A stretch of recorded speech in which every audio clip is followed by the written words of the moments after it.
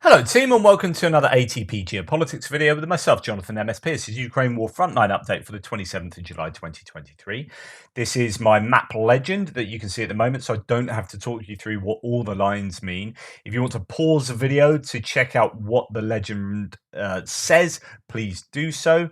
In the meantime, for those who know my channel well and have seen this for many days, let's get on and go to the northeast sector. This is Ukraine here. We are looking at the northeastern sector of the front line, the axis from Kupiansk to Svatova to Kreminna. Nothing too much coming out of the Kupiansk area. It all seems to be about this area around Svatova, where we have just to the west of Svatova, or slightly southwest, west-southwest of Svatova. We have this big salient that the Russians are claiming to have made past the Sherobets River that comes down here. They have moved, if we look at this, at the most that's going to be something like 5 to 6 kilometers, something around there, to the west of where they were. Suryat Maps has some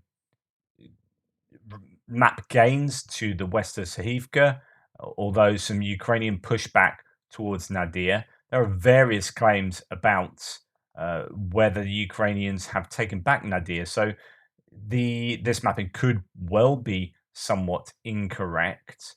If we look here, the Suryat Maps, the pro-Russian mapper, says the Ukrainian army retreated from Tverdokilobove. Nevertheless, troops still in control of the adjacent hills, which prevented the Russian army advancing westwards. Moreover, Ukrainian reinforcements managed to stabilize the front 2 kilometers west of Nadia. So that is to say that Ukrainians are throwing in reinforcements around here, that they haven't got as far as Novosahivka, and that perhaps the Ukrainians have pushed the Russians back in certain places. The General Staff, though, the Ukrainian General Staff, had denied any losses in the eastern direction towards Kupiansk. Contrary to online reports from both sides, the Ukrainian General Staff denies losses in the eastern direction. We do not confirm this. The tactical line there has not changed much. The spokesperson for the eastern grouping of the Ukrainian armed forces, Serhiy Cherevati, has said. So, a bit of a difference in narrative there. That is possibly significant. I mean, the ISW have consistently said that it could be exaggerated here. I think there are Russian successes there, but they might well be somewhat over-egged. We go to the ISW. They say the Russian MOD claimed that elements of the 15th Motorized Rifle Brigade continued offensive operations near Sahivka and advanced along a front 3 kilometers wide to a depth of 2.7 kilometers in the area. Some Russian sources claim that Russian forces captured Nadia, whereas another mill blogger claimed that positional battles continue on the Nadia-Novohorivka line and that there is no confirmation the Russian forces have taken Nadia. So that is this settlement here. It could be that that is back under Ukrainian control, because actually when we look at no reports here, it says Russian forces retreated from Nadia west of Ryarodka, which was captured yesterday. Frontline is leveled off. So that is a claim that kind of goes against what some Russian sources are saying, and that the Ukrainians have indeed pushed back here, just more so than Suryat Maps is admitting. Suryat Maps is possibly going for the maximalist Russian gains in the area. Andrew Perpetua, slightly more cautious here. No change from him in the area in the last 24 hours. I don't know whether there's cloud in the area that could restrict his viewing of the ground through satellite imagery and to see an idea of what's going on with the shelling. So that is a situation there. Just in general, I mean, it might be a good time, probably should have done this first, dip into the general understanding of what's going on. This is Hannah Malia, but this is from yesterday afternoon. So a lot changes basically in the evening, or in the afternoon, evening, and night. There are claims that the Ukrainians, particularly on the southern front line around Robotna, are operating 24/7. So the Ukrainians are doing their war efforts all day and all night. In the east, she says, the Ukrainian defense forces continue to hold the offensive of Russian troops in the Kupiansk and Liman directions there. There, the enemy is looking for weaknesses in our defense, shelling, attacking with infantry troops, and using special forces, trying to push our defense with all its might, but to no avail. Our defenders in these areas are taking all measures to stop the enemy. Actually, we'll go on to the Bakhmut sector later. We will do this bit by bit. And then Radu Hosu, the Romanian analyst here, actually doesn't talk to. Oh yeah, he does down here. The Russians have advanced towards Kupiansk, but have a river in front of them and high ground behind them. So in my opinion, this was a deliberate move by the Ukrainians to trap the Russians, but this is just my speculation. This is actually further north. So what Hosu has said is that up here in the Kupiansk, really in the Kupiansk area there, that here in this kind of flat land between the Oskil River, which has its high ground there, so they're not going to be able to advance easily to the west there. So it means they're kind of trapped in there. And if they've advanced down here and they've got a forest in front of them, flat land here, and a river to the west of them, then this is like shooting fish in a barrel, he says. So he said that allowing the Russians further down here was actually possibly speculated, possibly a sort of trap to get them in this area and then hammer them with artillery, as that's slightly more open area than some of these forest areas to the back and is flat and so on and so forth. So that's his speculation, but take that with a pinch of salt. And then further down in the Kreminna area, the Russian advance has slowed to a near halt. This is not due to any supernatural causes, but because Ukrainians have managed to stabilize the front in the area of Torska. Okay, so let's go and look at the area further to the south. So there is activity going on in this Svatova area there. The Russians, there are claims on. I said yesterday that it's been stabilized. There are multiple claims that it's been stabilized again today. Those are from both sides, that there is a stabilization, and it could be the case that the Russians have been pushed back in certain areas there too. Torska, the Ukrainians are sending reinforcements, it appears. So this is a Torska area where Hosu's saying that actually that has kind of stabilized too. But there are claims of some gains in the Dobrova area. If we come to here, this is referenced in the Institute for the Study of War. I'm pretty sure this is Ukrainian. That's a Ukrainian bit of footage showing artillery working on Russian forces in Kreminna, or in a forest area near Kreminna. So that is here. This means that this is where Russian forces are, and that would suggest that they have indeed made some gains. So the Russian forces are further forward in the forest. So that's well in the grey zone.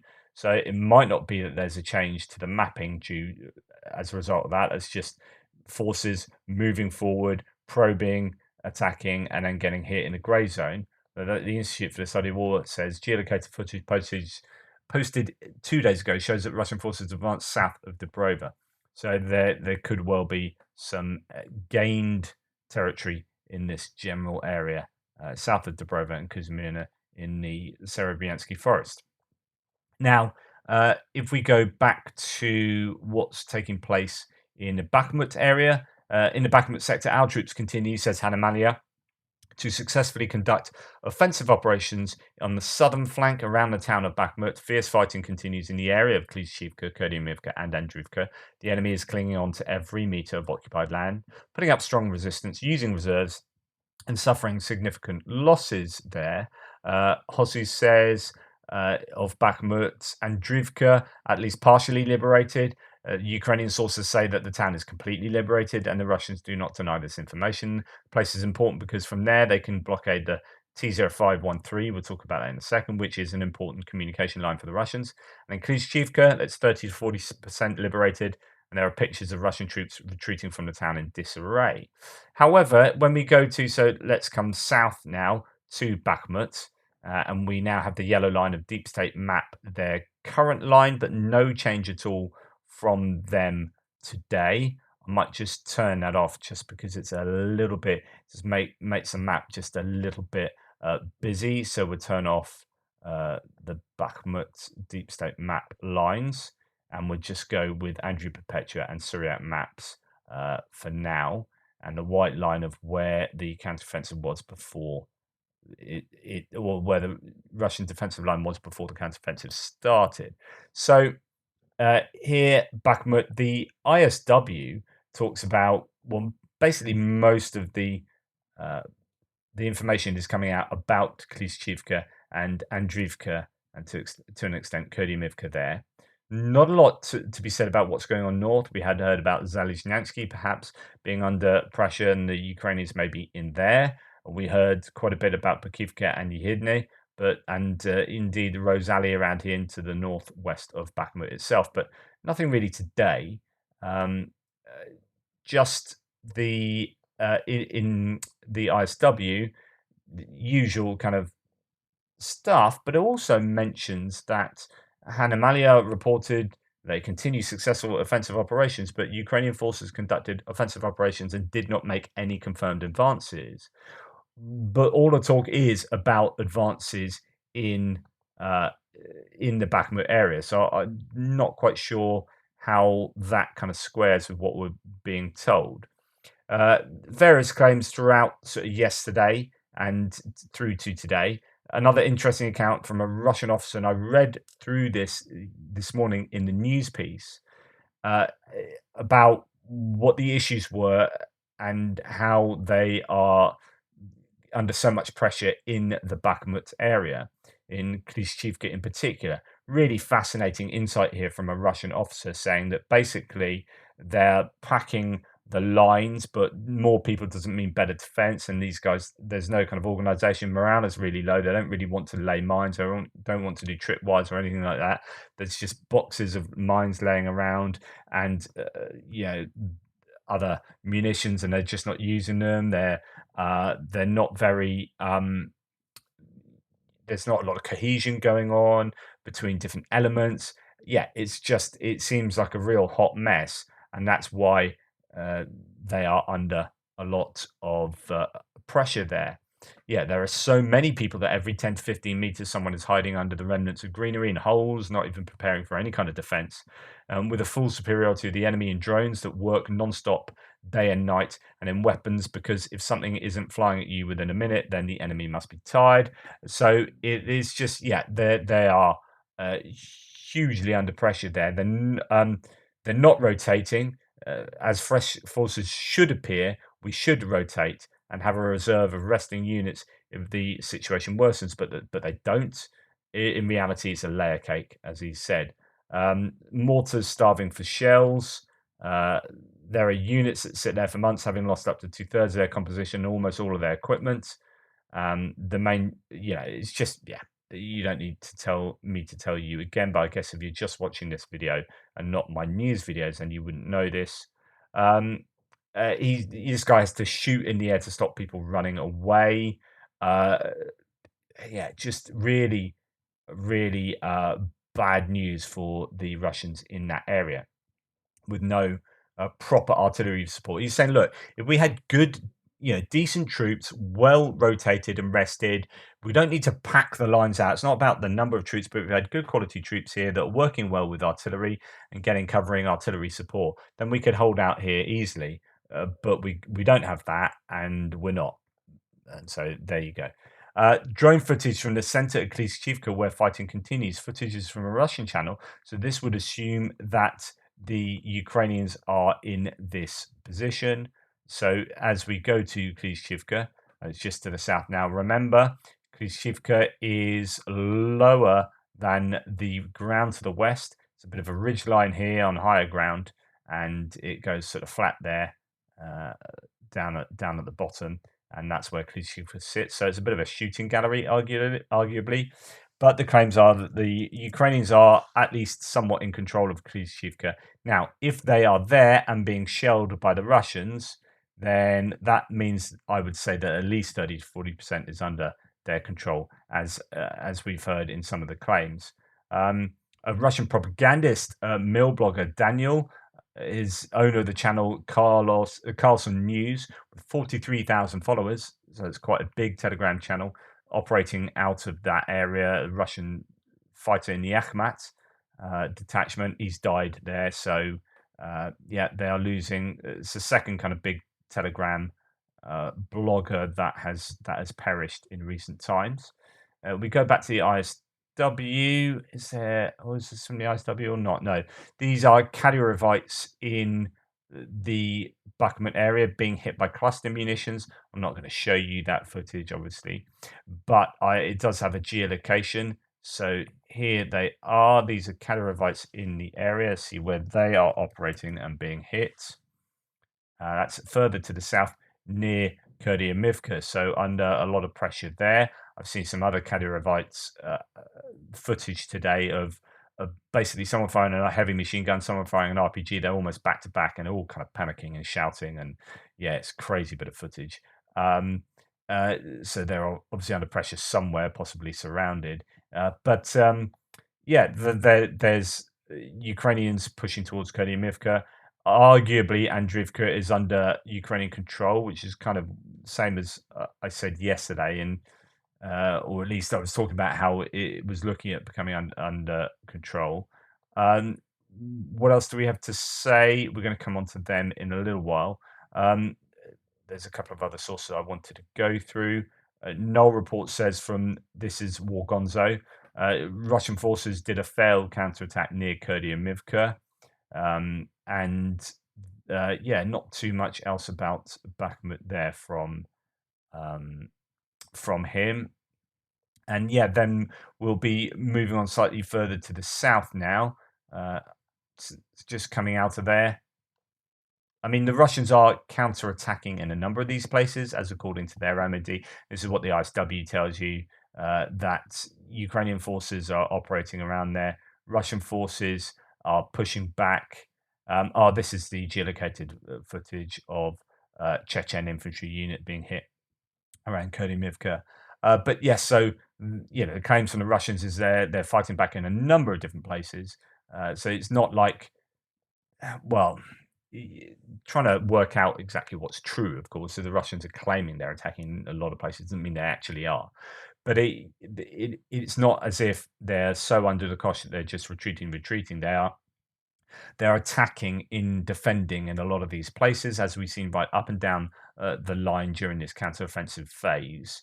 And they have pulled in a number of reserves to this whole area, or reinforcements. This grand line of communication that Andriivka is so important for is this road coming in to the south. Comes into the south of Bakhmut. That is under pressure if Andriivka falls, which is there. You can see it's fairly close. It might be a chance to properly get the road under fire control. And then up here in the north, obviously, you're coming in from the north here. That road is not tenable. It just goes into Ukrainian territory. And this one up here just goes into Krasna Polivka. So it's more like the one coming through Solidar, or directly from the east there. But cutting off this one from the south will be useful for the Ukrainians, definitely, as they attempt an operational encirclement. Right, let's come further down south then. There's going to be lots of news, I'm sure, coming out today, as I always say, from Klishchiivka area. Now, this is, again, another day of not a lot of news coming out from Adiivka.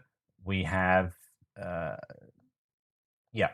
usual activity north and south of Adiivka, no doubt. If we pop into the Institute for the Study of War American Military think tank, again, limited ground attacks in the Adiivka Donetsk city area.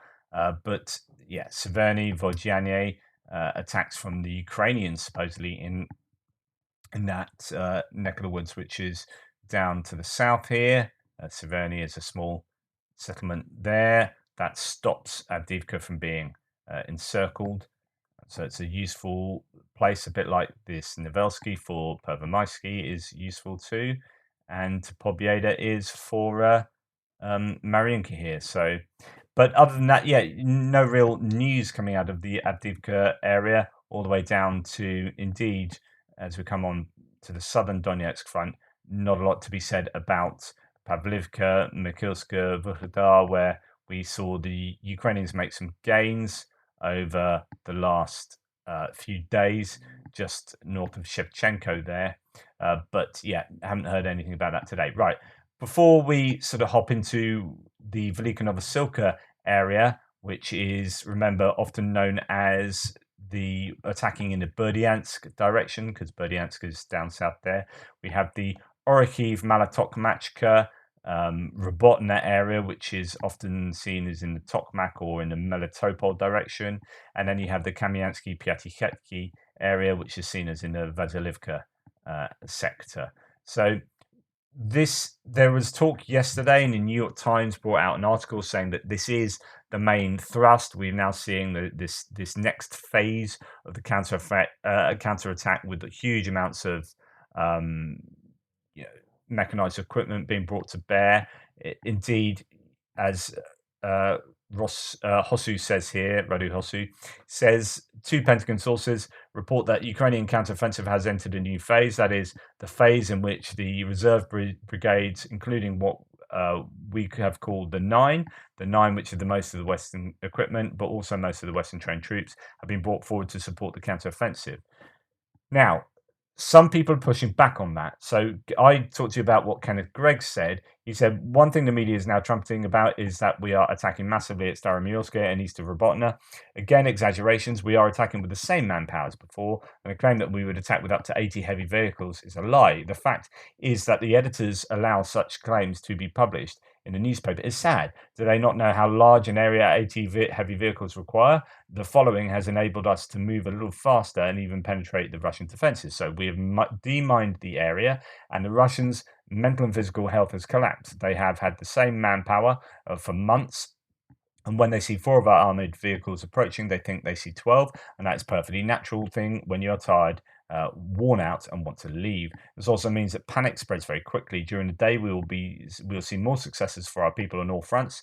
Then there will be a regrouping to prepare the penetration of the main Russian defence lines on some fronts by frontal attack and on others by counter-attacking areas. How and where the different tactics will be used is under the fog of war, but by looking at maps, the clever person can figure out some information. So he's saying this isn't the proper counter-offensive thrust. And then you've got Thomas Tyner saying Ukraine rotating the 118th Mechanized Brigade into the Robotna front isn't phase 2 of the operation. The New York Times should fact check before putting out sensationalist stuff. So he, again, is not happy with the claim that it is this larger counteroffensive. I don't know. It certainly seems like they have made some gains in both these sectors, possibly more so in the Robotna sector, but that might not be, as they're saying there, might not be a huge counteroffensive, just minor breakthroughs using the same kind of tactics they have for a few weeks. But now we're getting to a point where the Russian artillery is being degraded and other pieces of kit have been so badly degraded that it might present a chance for those smaller groups that continue to operate to actually make some meaningful breakthroughs.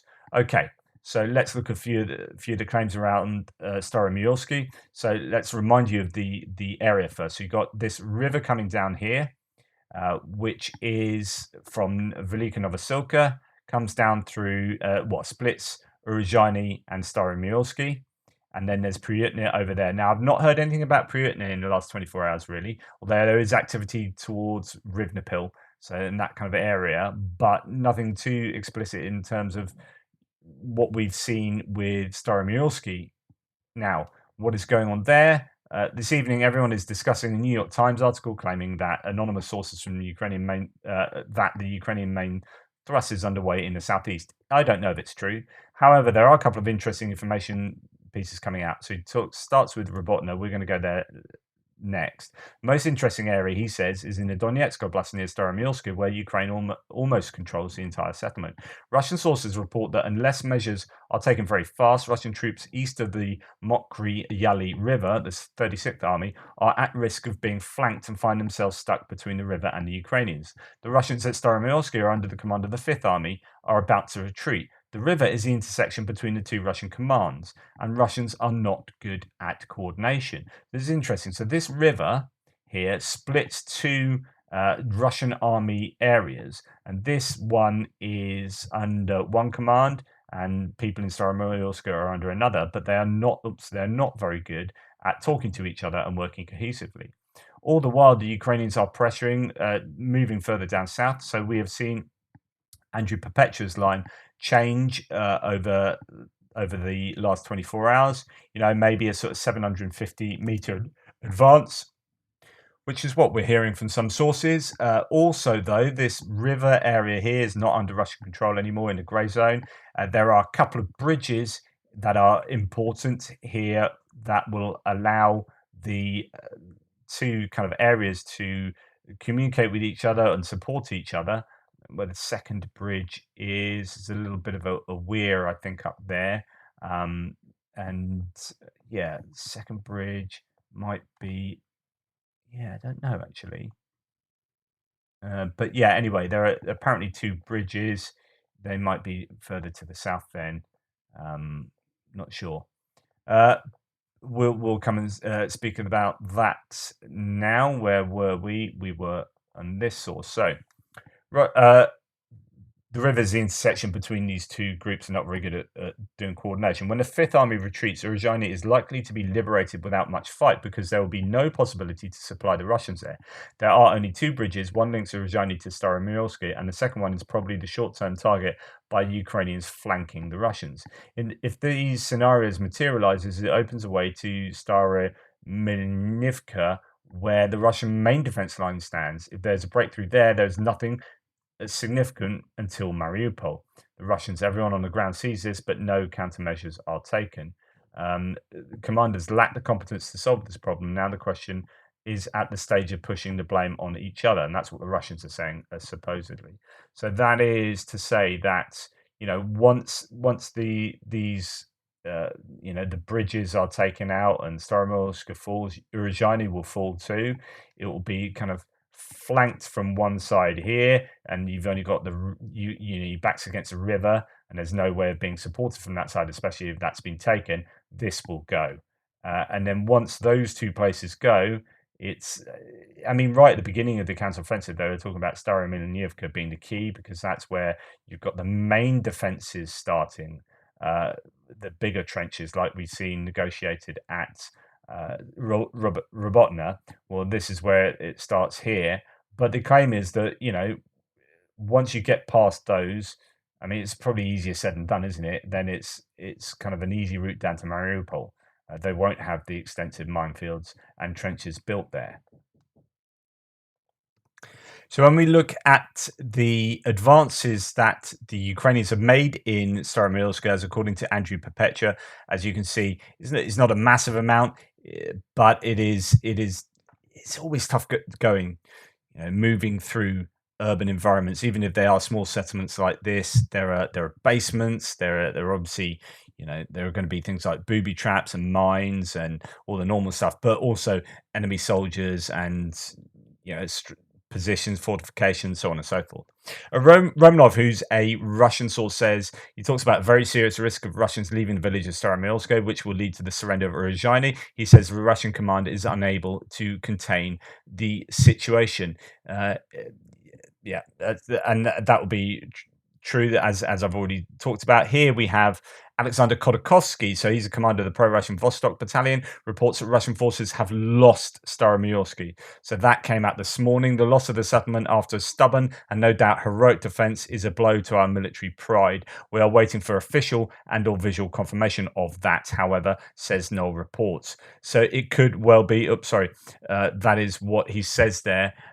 Taking advantage of the range advantage, receiving practically no answers, the enemy methodically rolled out Staromyrsky for several days, knocking out personnel from shelters and turning these shelters into piles of broken brick. Satisfied with the result, he went on the offensive, clinging to the outskirts and gradually pressing us back, at the same time creating a flank threat to the positions on Uruzhani.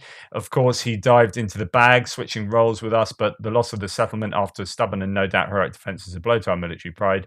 Not to sweeten the pill, but solely from rational considerations, I will say now the enemy is in the ruins will be very hard.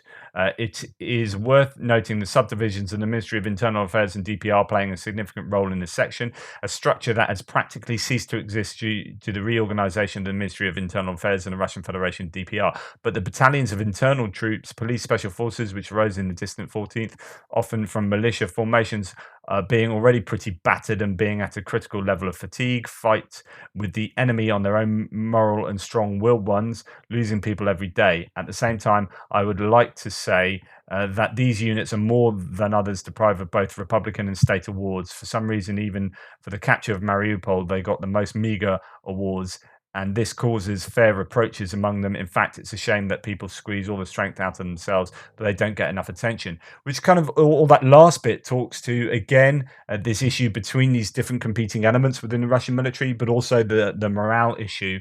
A lot of these guys have been fighting for a long time, no rotation, not getting recognised for the work they've done, so on and so forth. Meanwhile, someone like Shoigu's covered in medals and never having turned up for a day on the front line anyway. So it could well be that Staromilski has been lost already, and that is some of the claims that are coming out. So as we come out of there and move towards the west now, we come to Robotna, where there are all these claims as well about there being lots of activity and it being the center of this large counteroffensive thrust. So throughout, well, first of all, Andrew Perpetua, who's a mapper, obviously his mapping gives me my blue lines on my map. Satellite imagery, drone video, and other such sources all point towards Ukraine having a lot more success around Robotna than otherwise depicted. Now weigh this against the apparent panic Russians today have regarding Ukrainian assaults. Also keep in mind pretty much all Russian communications are on a delay. Events they claim are today are almost certainly not from today. The only real exception are huge events like that they cannot hide, like missile strikes. Now, there are going to be lots of claims about distances that the Ukrainians have taken in this area. It's important to understand that it just depends where they are taking it from. So are they taking it from the day before? If they're taking it from the day before, the advances might only be something like a kilometer, right? But if they're taking it from, I don't know, from where they started, then their advances yesterday might be seen in terms of 7 kilometers or so. So there are going to be various claims. Well, here we have one claim saying that Ukrainian forces advanced 1 kilometer in the direction of Verbove, northeast of Robotna. So there's Robotna, there's Verbove, and there's potentially a 1 kilometer advance in that area. That's not really shown on the map I have at the moment, but going from Andrew Perpetua's line, that would be looking something like that. Now, Andrew Perpetua has just a thin sliver of extra land here and some right at the bottom as well. So it's just expanding that salient really towards Verbove and to the south. Other claims. So next one here says, if I get the commentary, it says situation in Robotna. Heavy clashes were reported east of Robotna early in the morning. Ukrainians launched a large attack. This is yesterday morning, consisting of tanks and armored vehicles. Via geolocated footage, it's confirmed that Ukrainian forces advanced 1.5 kilometers south and reached near the forest belts where Russian defensive positions are located. The situation remains unclear as Russian sources reported heavy Ukrainian losses, but at the same time, Rebar, the pro-Russian source, indirectly confirmed on their maps that Ukrainians have control over the large forest area northeast of Robotna and have or are establishing defensive positions there. So these forest belts, I'm not 100% sure what they're referring to. This is a slightly older map, 2018 map, but it could be this area to the south. Well, if they are in that area, that is significant advance. But there might be sort of forest areas, or it could be these ones to the north that they already have at least some kind of control over, or in a grey zone. But they've advanced past there potentially anyway. So trying to work out exactly what that source is referring to. I mean that there's activity in the forest area they're talking about, and then to the trench lines further to the south. We know that there are trench lines in this northern area here, but it could well be that there are other trench lines further south, as we know they have multiple layers. Right, then going on to the next source here, P-Star 11 says 47th Separate Motorized Brigade and the 78th Assault Battalion of the Armed Forces of Ukraine have advanced up to 4 to 5 kilometers in the direction of Robotna. Again, is that advances just in one day, or is that 4 to 5 kilometers in total? And then there are claims that they're still, fighting today, obviously, but uh, from Tim White that actually Robotna, they invaders are holding out, so the Russians are holding out there. There's no counter indication from Ukraine. So it's likely that status quo remains the same on the front line. So that they are, it's not like Robotna has fallen or anything, but it is more about these continual attacks going all throughout the night, as you can see here, 24/7. Robotna, the situation is similar with continuous Ukrainian attacks. It's from Russian source. It's very challenging as the enemy's defenses are also very strong. As you know, this it's also too early to talk about the timeline for liberating Seven. No, that is a Ukrainian source. Sorry, that's being used there.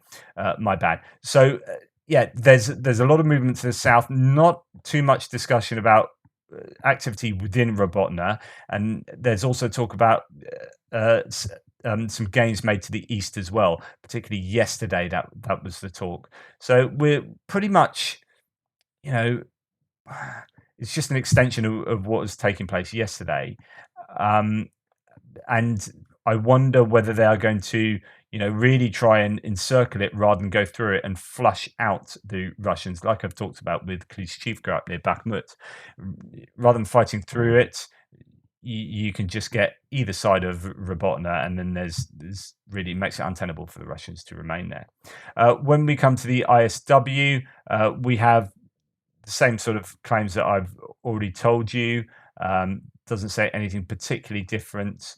We come down to the area we're talking about now. Russian MOD claimed that Ukrainian forces launched a massive attack with 3 battalions reinforced with tanks in the Orkhiv direction, and one mobile blogger claimed the attack involved over 80 armored vehicles, although ISW cannot confirm that the attack occurred on this scale. Russian claims are likely exaggerated. So the ISW as well saying that it might well be over egged, that that the attack is as big as some people are saying. So that is a situation in Robotna. Not too much news coming out of Piatikaki, Serebianki, and Kamianska.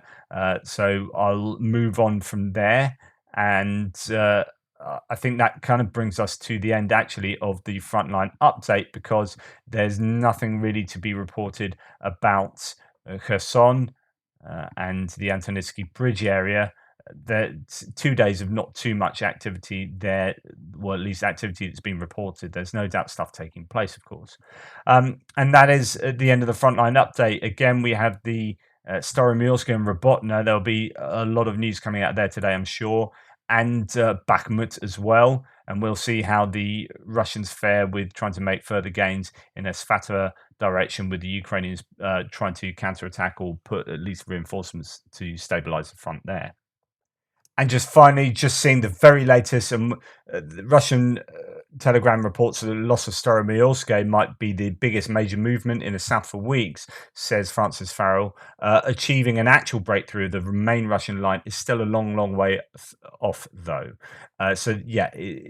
Don't get your hopes up that everything's happening and it's just going to be now, it's all going to work like clockwork. I mean, if they are able to get some kind of breakthrough, they still got a long way to go in breaking through second, third, fourth lines of defense. But also whether indeed they get through the first line in a meaningful way is still taking place at the moment, all that activity. Right, no reports is just saying what Putin is saying about this. So the armed forces of Ukraine, quote from Putin, the armed forces of Ukraine intensified military operations mainly in the Zaporizhia direction, but they were not successful, Putin said to the state agency RIA Novosti. He continues, Russian losses during Ukrainian offensive are 10 times less than the losses of the armed forces of Ukraine.